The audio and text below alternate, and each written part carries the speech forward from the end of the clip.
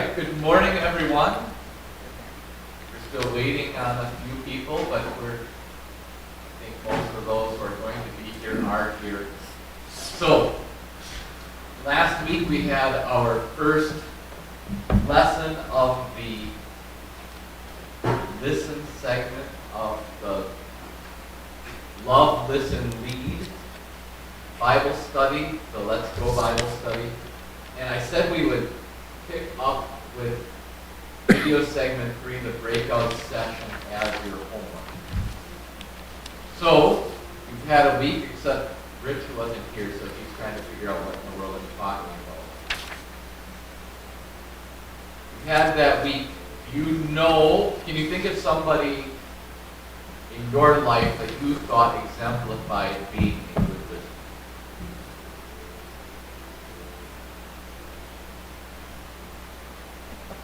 My sister. Okay.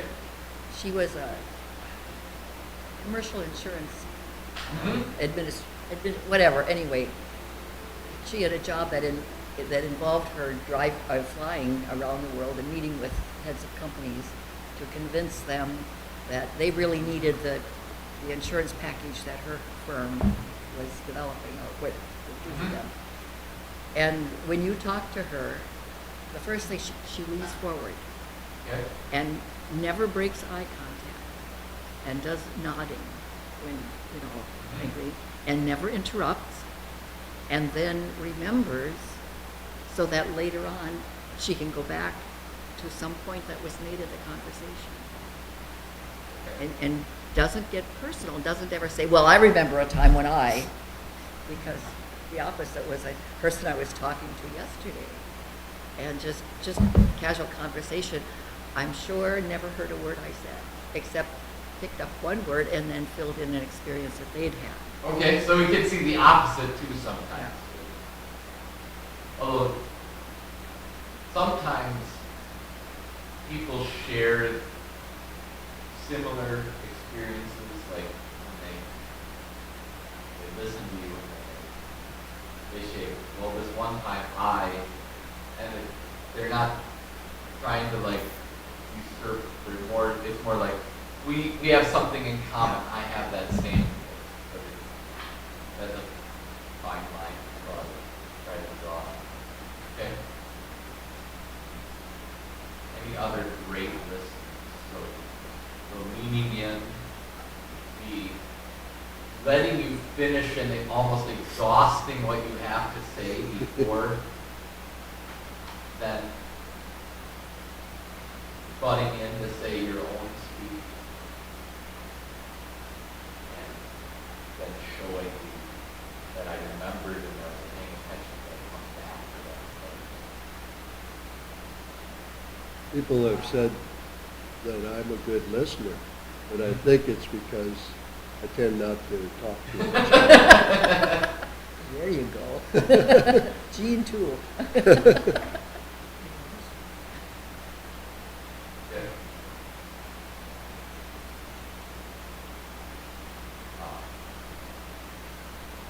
And then, question 4 on that sheet, I think, is kind of an interesting one. What did they do to you? Or who do you become when you are around them? Or what do they bring out in you? You think of somebody who's a really good listener.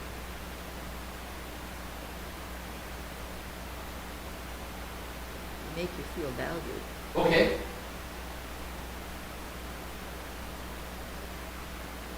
Like they're really interested. Mm-hmm.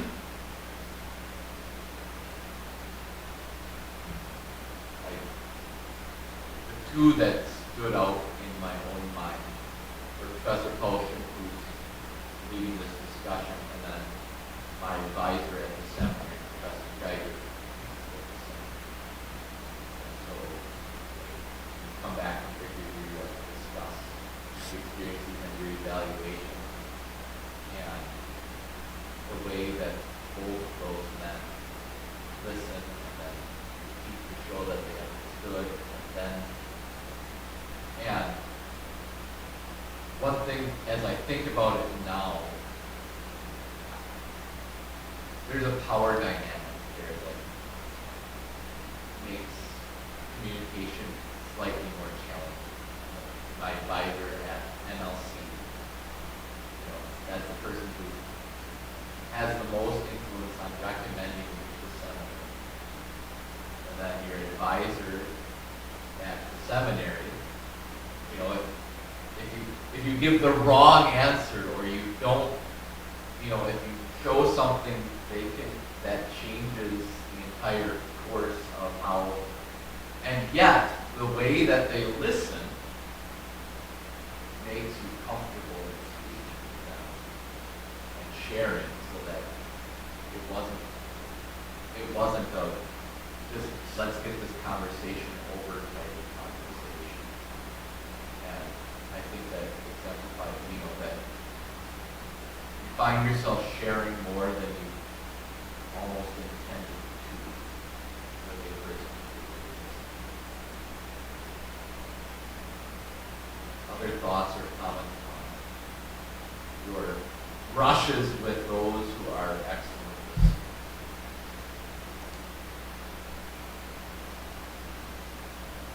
They're very rare. Okay, why do you think that is? That's the final question. Is that right? Yeah.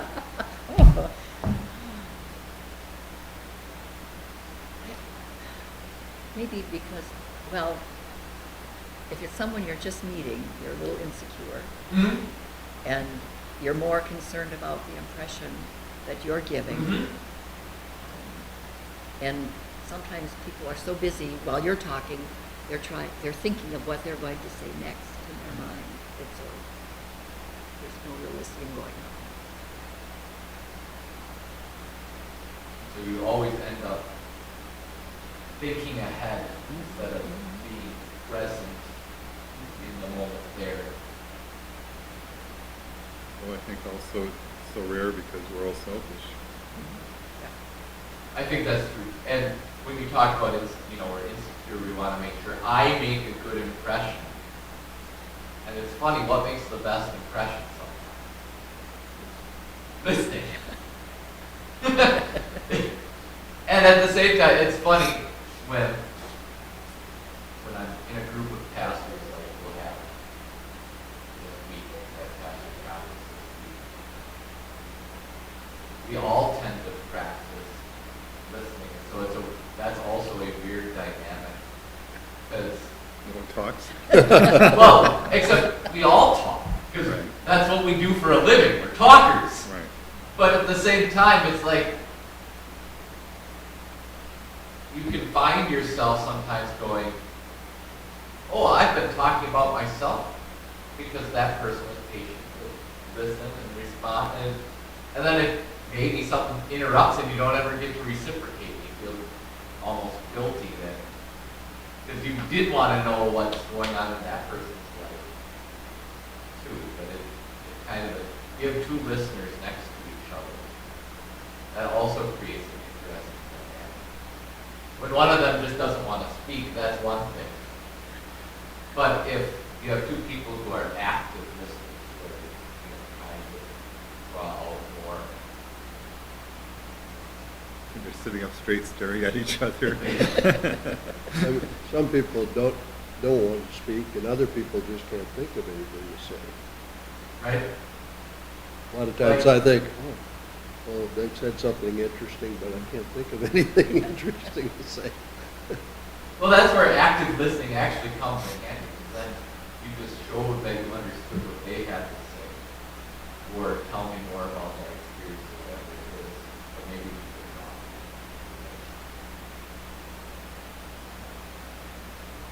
Any other thoughts on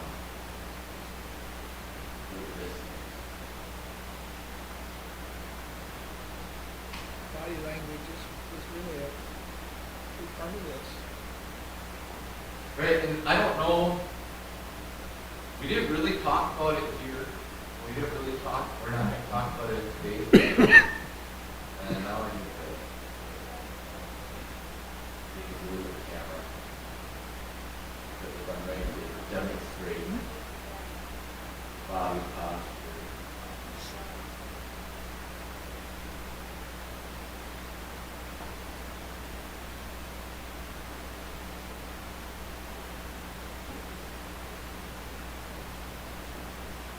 So Sheila mentioned that the lean in, the eye contact, and there's a certain level of eye contact that is the right amount.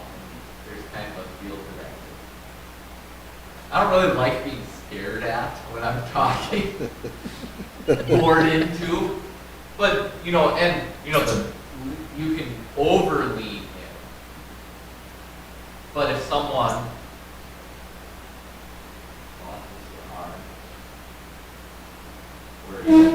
or crosses their arms and legs, or if a person that can help sometimes, because this means I'm wide open, but it can also mean I don't really care. But if you lean in, then it shows interest. And so all these different plays, reacting, we're going to talk a little bit about that, the reaction to what someone says, that emotional empathy that I see in you what emotion you're feeling, and I'm going to try to react to that. And to do that naturally, not like, oh, they're sad, I should look concerned, or they're angry, I should, but actually react. Sometimes, if you have to think about it, you're not doing it. And so it's good to practice it. For all except Lydia are married, so spouses are a good person to practice these things with. That person's stuck with you no matter what, so you practicing that active listening. And that also means sometimes that those who speak less active give their spouse a chance to actively listen and share a little bit of what's going on in their minds as well.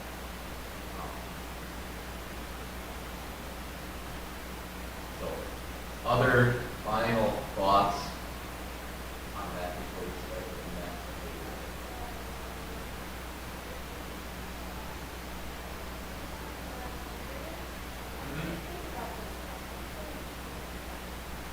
Okay? And at your age,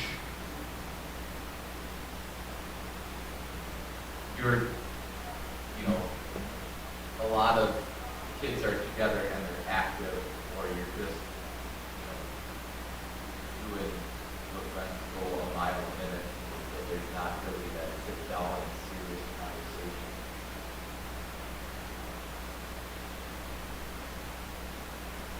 Yeah, it can be hard to think of those really excellent listeners.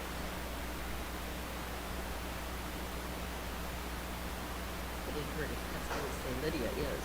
Oh. Very. Yeah. Oh, no. No, because you ask questions.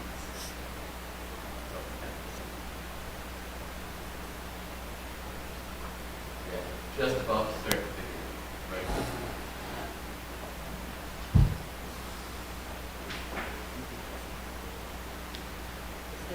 Is there lesson 2? Yes, I'll pass them out while the video starts. Welcome back to Let's Go. Last time we learned from Jesus and his apostles why it is so important that we listen to others. And we learned some techniques to help us listen more carefully. Next, we are going to learn how we can overcome our fear of knowing what to say after we have listened carefully to someone. And you might be surprised to find out that it actually involves more listening. Let's find out more.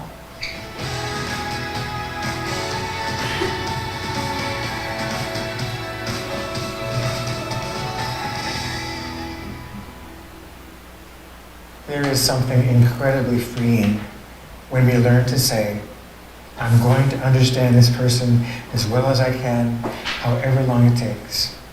I cannot overstate the degree to which it changes how I experience high-pressure situations when I simply Seek first to understand. I'm thinking especially about the pressure of knowing what to say.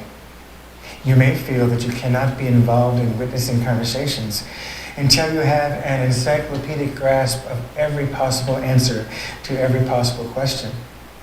Maybe you worry about freezing up when something difficult or deeply personal comes up. That's what I mean by the pressure of knowing what to say. Seek first to understand, then and only then to be understood means setting that pressure completely aside. You don't even need to worry about that, as you give yourself all the time you need to explore the other person's story or their skepticism about Jesus and what it's really all about for them. Maybe it's better to say that you postpone the pressure we often feel having to do with what am I going to say to such and such person with such and such issues. The obligation we take on instead, for as long as it seems useful, is gaining a more complex view of the person before us.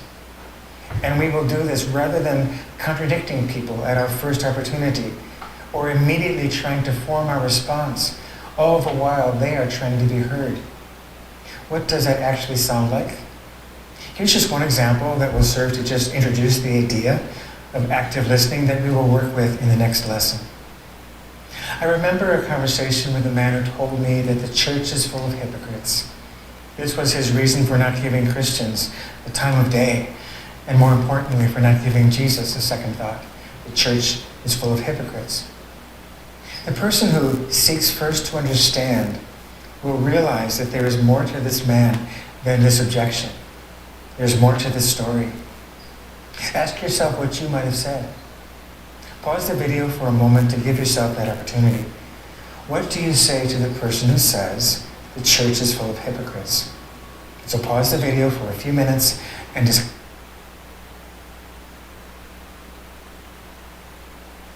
One second, I lost the internet, suddenly dropped out, so I have to re-log into that.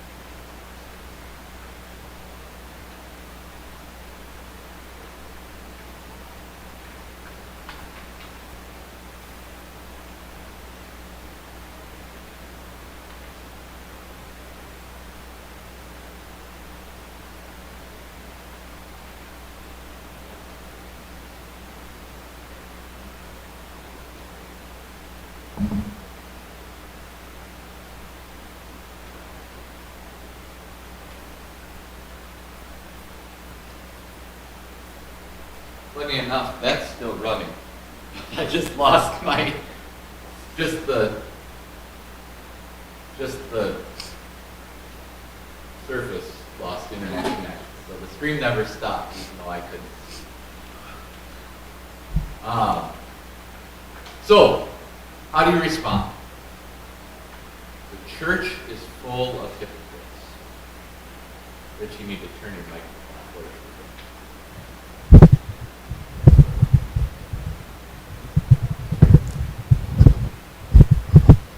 You can just turn this part of the stand to top there.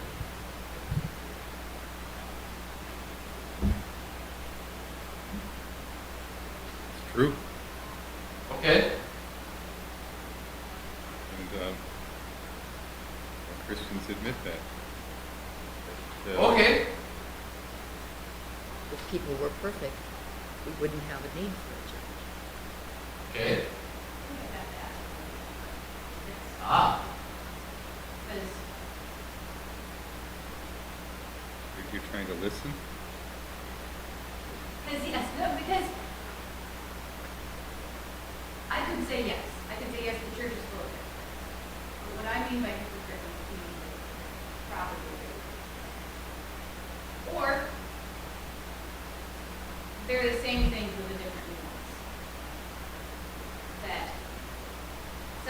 I see do all these things, and they say they go to church.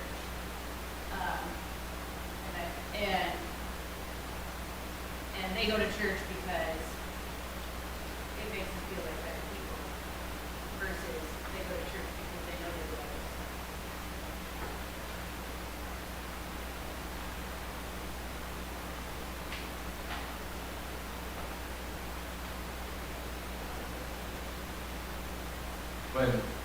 When I was preparing this lesson,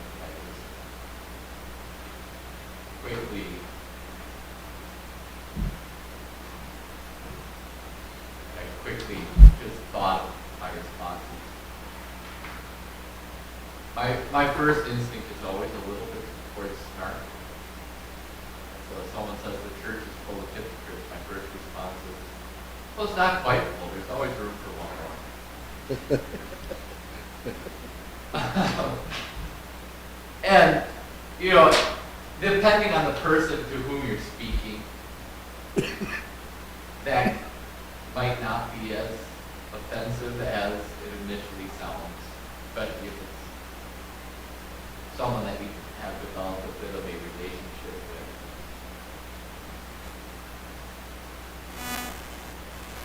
And, but I think that you can say truth. But maybe before you say truth, or before you say, the Sheila's good response of, well, we're not perfect and that's why we go to church in the first place, or whatever you might want to respond to that. Before you go down that road, maybe getting them to share a little bit more is the way to go. And so, well, what do you mean by hypocrite? Help me understand what has happened that you have had this experience with, that you feel this way.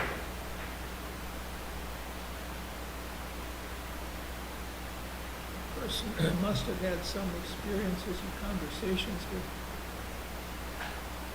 with people in church to give him that conclusion. Correct. I think that's true.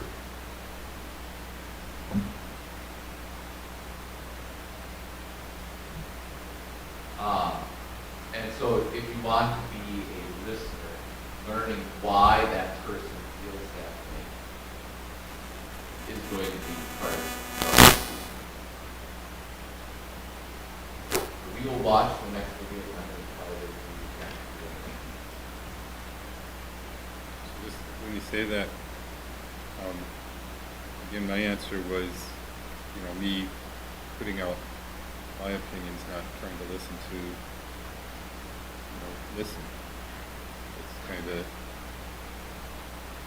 it's, what I said was, it was not trying to draw them out anymore. It was, here's my opinion. And why do you think your initial response would be, here, this is my opinion? And I want you to assume the best of yourself.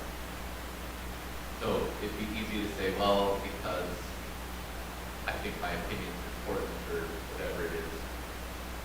But what makes you say, well, I need to share when someone says this to me, I need to share my opinion right away. Because deep down, I always think I'm right. Okay, there is some of that. I do often say if I didn't think my opinions were right, I probably wouldn't hold them. And since I have a lot of opinions, then it makes sense that I would think that they're worth sharing. But that's not the whole point. Sometimes, sharing your opinions can cut things off pretty quick. It can. And I wonder if that's actually part of the reason why we are so quick to have a response, because that's sort of attack. Like, it's a subtle attack, but we recognize it as it. The church is full of hypocrites. In a way, if they're saying it to you, what are they saying? You're probably a hypocrite too. What else are they saying? Maybe. I'm better than that. They might be saying I'm better than that. They're saying that something that is important to you is not only just not important to them, but it's something that they despise. And so, whether it's your response to say, I'm going to share my opinion, or even Sheila's response to say, well, it's true, but, and, you know, nobody's perfect. That's why I'm at church, because I know I'm not perfect. That these are ways to say, I don't want to be in this uncomfortable place right now. And this part of the conversation makes me uncomfortable. And I don't know where it's going to go, and I don't really know how it's going to turn out. And so if I can have a response, whether it's in agreement and one that then says, but we're all hypocrites about some things. So yeah, the church is full of hypocrites, but we're all hypocrites. If you think about it, we all are. Or if you say, well, that's why I'm there, nobody's perfect, but it's a way to say, let me move into something I'm more comfortable about, instead of wherever this is going, which is already sort of an attack on me. And, by the way, what's his purpose, probably, in saying the church is full of hypocrites? To stop the conversation. So both of you are actually working towards the same goal without realizing it. We both want this conversation to now end. Because we're both uncomfortable. And so if I can make it end by steering it towards, well, I've shared why I still go to church even though it might have hypocrites in it, or I've shared that, well, yeah, we're all hypocrites. Well, now we can just agree that the church is full of hypocrites and we can move on with our lives. He doesn't have to think about church anymore. You don't have to be uncomfortable anymore. And maybe we can talk about something. Yes. Sports. Who's going to win the Super Bowl next week? Or how the fish are biting, or whatever it might be. You can talk about something more comfortable. So it's really easy to say, to take that easy off-road. And I think often our opinions and our responses are an easy off-road. Just like my joke is kind of an easy off-road. That's not cool. There's always a cool one. Which is also very true. But, if you want to have that conversation, and let's be honest, a lot of times we're not ready for that conversation because that statement might come up when you're door-to-door canvassing, although you don't really do much door-to-door canvassing here. I think not as the most effective way. But, if you think about if that were to come up at the fall festival, sometimes people, when they talk to me or if they're around the church, they feel like they need to give an excuse as to why church isn't really for them. And you think, well, this isn't really the time and place I want to have this conversation, especially if I don't know where it's going. Or we're at the start of a dinner party, or it's getting late and it's time to go home and I don't necessarily want to have this conversation. So if I can end it with something where I can feel like either I won or, well, maybe I've left the door open for later, then maybe I'll get back to it some. Let's see how that's approached.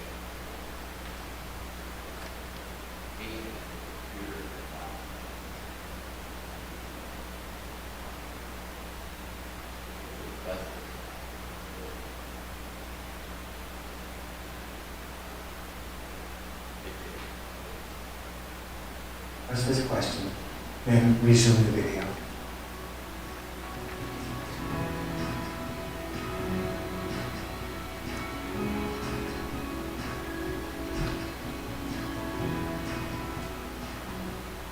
So, what did you come up with? I actually hope what you would say is, what do you mean by a hypocrite? He will answer you, perhaps by talking about Christians not living up to what they say they believe, and you may actually have several more opportunities to ask, and what do you mean by that? At a certain point, you may transition to another question that you can ask in different ways. For example, how have you come to think this way? Or, how have you reached this conclusion? This is where their story may begin to slowly unfold right in front of you. As it turned out, in the conversation I'm remembering, I thought the man and I had come to a good understanding of hypocrisy. I explained that Jesus himself agrees with the man, and that Jesus is more bothered than he is by the bad fish among the good, and by the weeds among the wheat, as Jesus put it. But we were still somehow not getting anywhere. As a reason to deny the truth of Christ, something wasn't making sense. That is, until I happened to stumble on the active listening skill called reflecting feeling. Just for a moment, I stopped dealing with his spoken objections and noticed the strong emotion on his face and in his voice. I said something like, Bill, I understand what you're saying and I'm agreeing with you, but you seem so angry. And he replied, you're blank, blank, blank, right, I'm angry, and proceeded to tell me about the death of his father and the cruelty he felt he'd experienced at the hands of devout believers. The conversation didn't suddenly become easy, but we had at least begun to have the right conversation, and it was about something else entirely. What do you say about the charge of hypocrisy? How about, what do you mean by that? And why do you think that's true? Because I really want to know. Have you ever experienced a time when you asked someone what they meant by what they said, and their answer surprised you? Please pause the video and take a few minutes to share such an experience with the others in your group.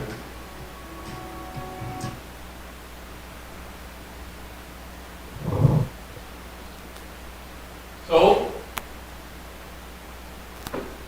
have you ever had that experience that someone's answer surprised you?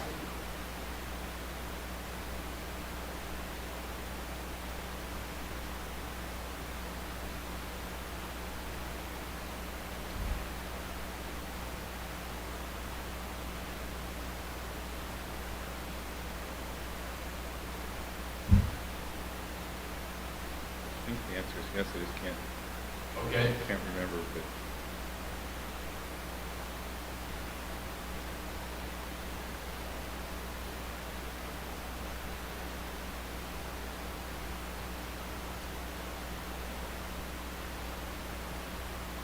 I can think of lots of conversations where I've been surprised by what people share with me. Yeah, without prompting, that's why I say a lot of times it seems like there's that feeling of I need to justify why I don't go to church because you're a pastor, so you should know that. But I can't think of one example specifically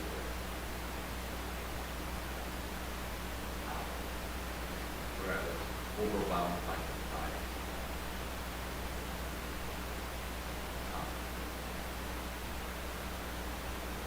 So I'm going to ask a slightly different question.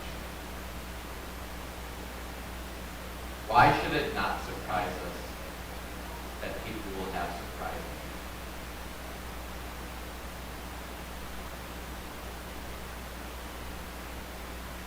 Everybody has different experiences in life. Think about how different everybody's life experience is. It's not only life experience, it's skills, it's, And just their own worldview and how they built that worldview. So that I think essentially we're all private people. And once in a while you can break through the wall and then you discover it's a whole different person than the persona they had exhibited to the world. Just a matter of breaking through. And so then you would think we all know that cognitively, right? We all know that everyone has their own experience, their own feelings. And yet it still surprises us when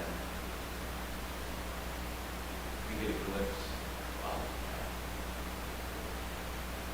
But it's almost more surprising that they allow the glimpse than what the glimpse shows.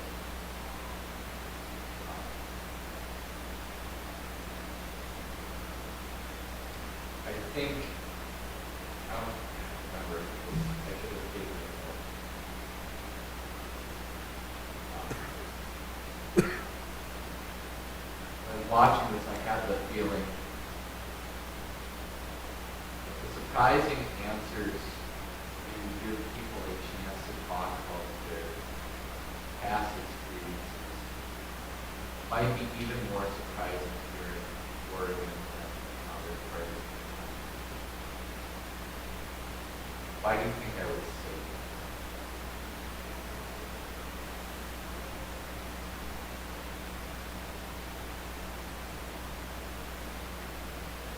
transients here versus, Minnesota and those, the generations and generations.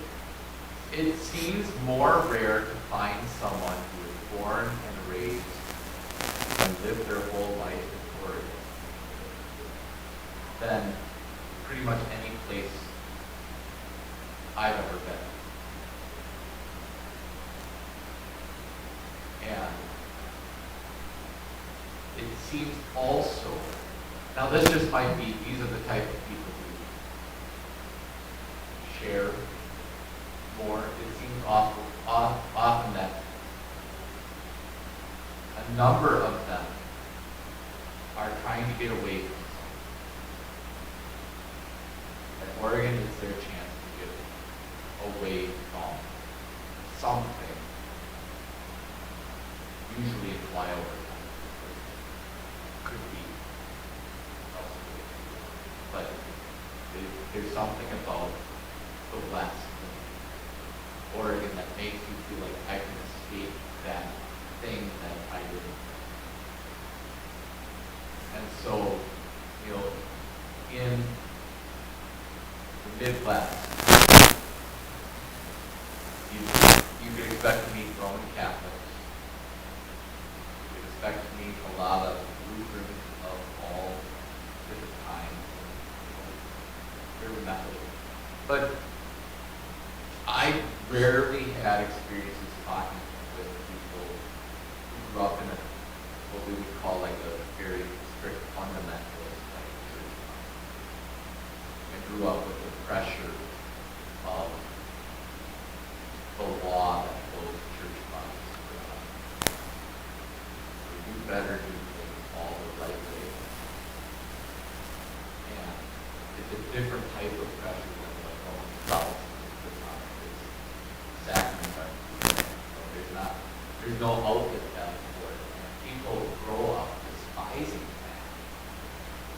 And I've been shocked how many times that there's an emotional trauma there from a religious experience, the way they were brought up.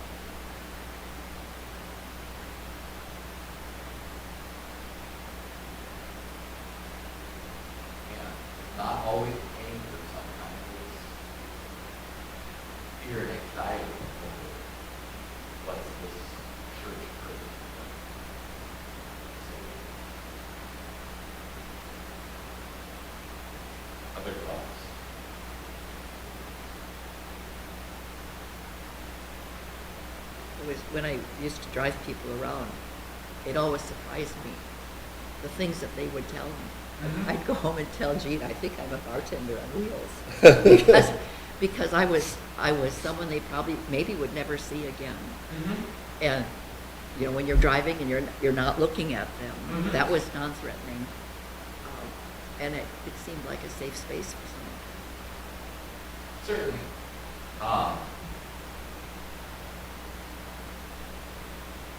When do guys usually end up sharing personal things? Over a beer, Maybe over a beer. What usually has to precede the beer? another beer. Not what I was thinking, Jim, but that could also help. You know, a little liquid courage, a little. A real small group, one-on-one. Sometimes if you're one-on-one, Fishing or hunting trips. fishing or hunting trips, work projects. I think men often share when we are working or doing some sort of activity side by side. Katie meets with a book club, and it's very rare to find a male book club. They do exist, and there are national organizations that recognize that men don't have the friendships that used to develop around communities, so they're trying to build this back up. But even those, usually, they're not gathering just for book club. They're gathering for workouts in the morning, or hikes, or woodworking, or doing this project. They're building these other things, and then when you work side by side with the person, then you are able to share. And it's the same thing that Sheila was describing in the dialogues. Now, you're a complete stranger, and so you're right. It is like the bartender. Serving the beers to the guys. Or experience.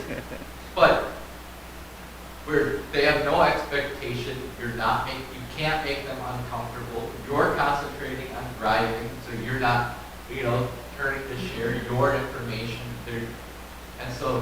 And they're uncomfortable with silence. And so once they start talking, and even if you just nod your head or oh, well, yes. Even if you're just giving the most basic responses, those are cues that, okay, this is safe to keep talking. And so it's amazing what people will share if you just give them the space, the leash, whatever you want to call it, to share all they want. Other thoughts?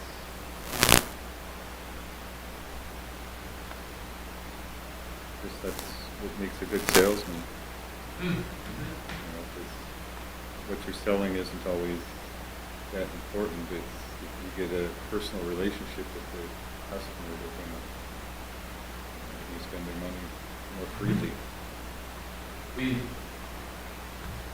will buy more from people that we feel like we can trust. We trust people with whom we made some sort of personal connection.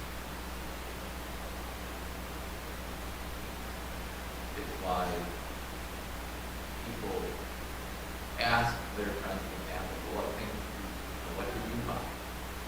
What's your experience with that device, with that appliance, with that brand? Why sometimes the longer reviews on Amazon, where the person tells a story about what that thing did, are the ones that resonate. You feel like, oh, they shared part of themselves when they wrote this. What's still my especially now, chat make it really easy to write positive reviews.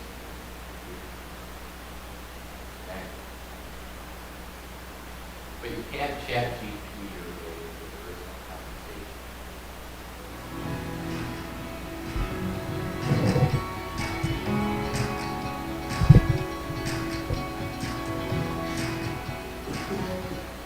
The Columbo approach comes from a book by Greg Koukl called Tactics, a game plan for discussing your Christian convictions. The method is inspired by the rumpled, head-scratching detective on the old TV show, who had the knack for being non-defensive and non-confrontational with his suspects. I also removed it myself recently because I had second thoughts.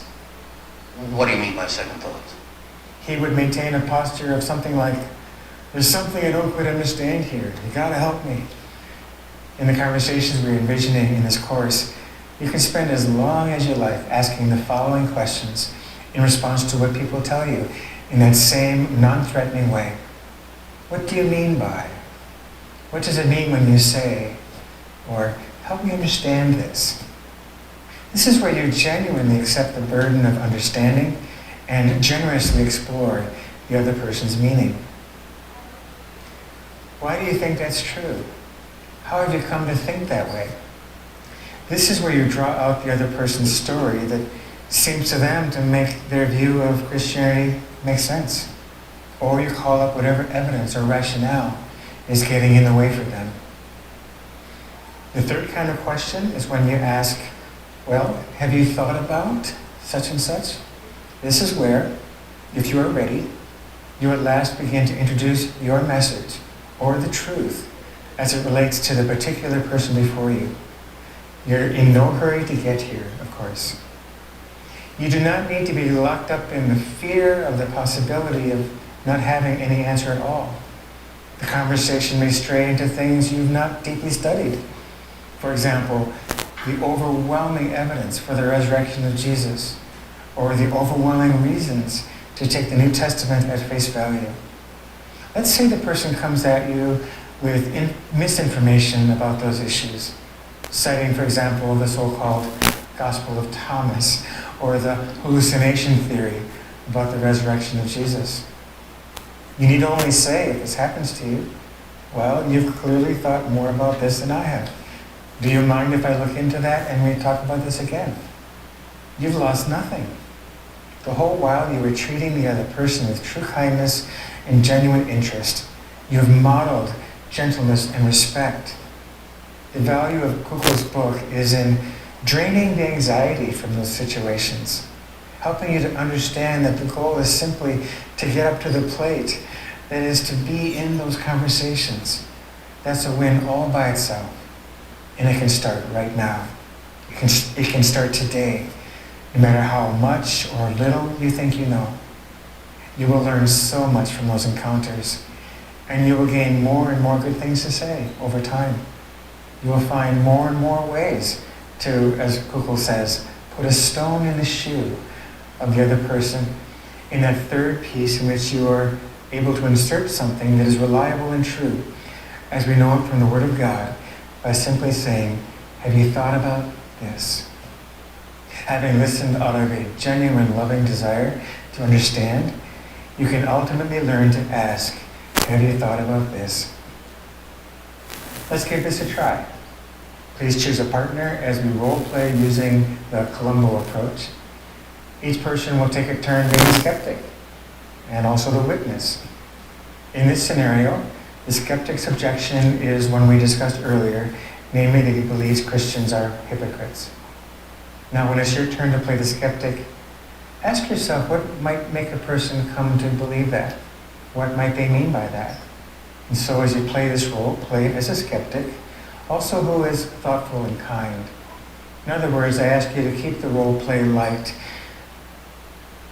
Pause there. We are not going to do the role play both because of time constraint and because we don't have as big a group that we separate out. However, let's answer those questions and then I'm going to stop the screen, but we'll watch the video. So, there's three types of questions. What is their purpose? What do you mean by, what does it mean when you say, help me understand? What's the goal? To go a little deeper. It does dig deeper. Maybe the source of this. Mm-hmm.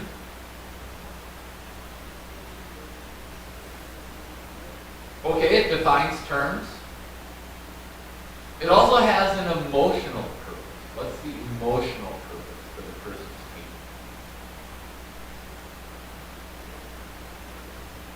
pain? You're listening. They feel hurt and that you are taking on the burden, that you are going to do what it takes to understand.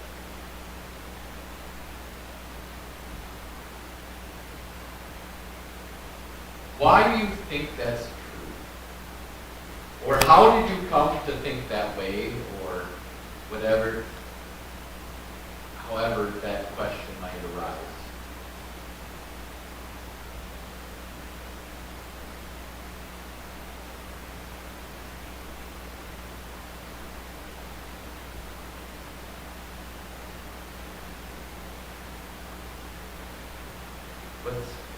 What's the goal there?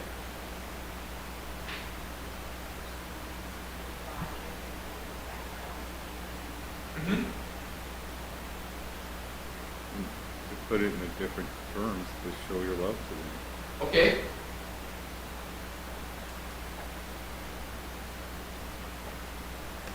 It's hard not to love yourself more. That's true. It's their opening to share their story. If you've already established a little bit of trust, saying, help me understand, then try to give them the opportunity to share the story. And when you get them to share the story, what does that communicate? Care about that. You care. This is one of those you read my mind.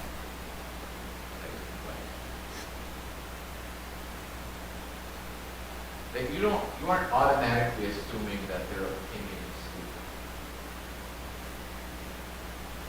stupid. You know, even if it is a stupid opinion. You mentioned some of the theories on people will say about why the Bible. I'm sorry, those theories are stupid. The idea that the Romans messed up the crucifixion, Jesus wasn't really dead, they put a barely alive Jesus in a tomb and he walked out of the tomb 3 days later, that's a stupid theory. However, chances are that person didn't come to that theory because they're dumb. They have a reason. And it might be that they're just so modernist that they don't believe in miracles. There's probably a reason that they don't believe. I wonder if some of this, part of the conversation, their motive is to pull you away from your belief. To have this embarrassing. So, if you're talking with someone who calls themselves so self-proclaimed, I do think that is a religious belief.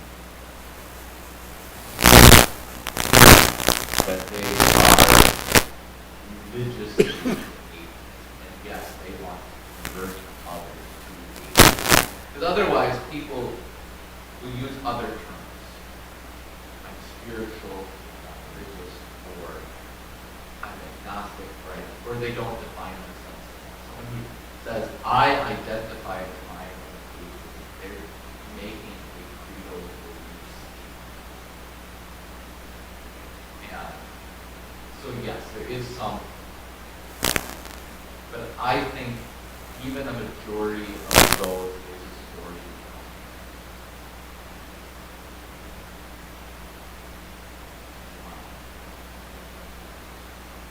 But the assumption that they have something, or some experience, or some knowledge, or lack of knowledge that I don't understand yet. That's important to show. I don't think you're dumb. I just don't understand how you got here.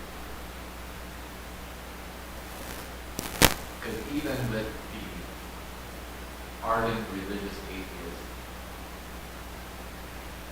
there's a reason it's not.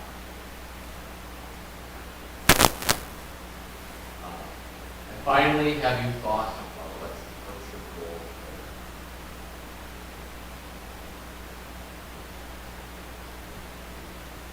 there? It's asking permission, so to speak, to share your point of view. And it comes after you've developed trust and shown that you understand their position. Because if you don't understand their position, why should they care about your response? You don't even understand. What are your thoughts or questions?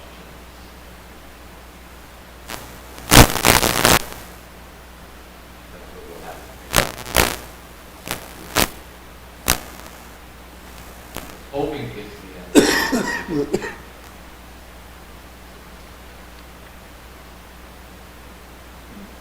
All this is just another way of showing love to them, because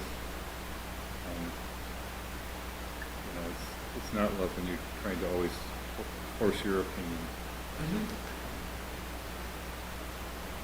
And that's one of the so he calls it the Columbo approach. And you watch Columbo. Columbo's got a game.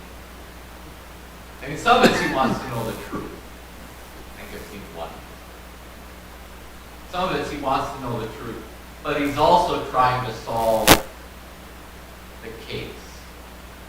And so he's often getting people to reveal things that are against their own self-interest. There's a fine line between manipulation and love. But if you are being truly loving, it also invites all of these good things. So it's worth that. We should be done because it is time for church.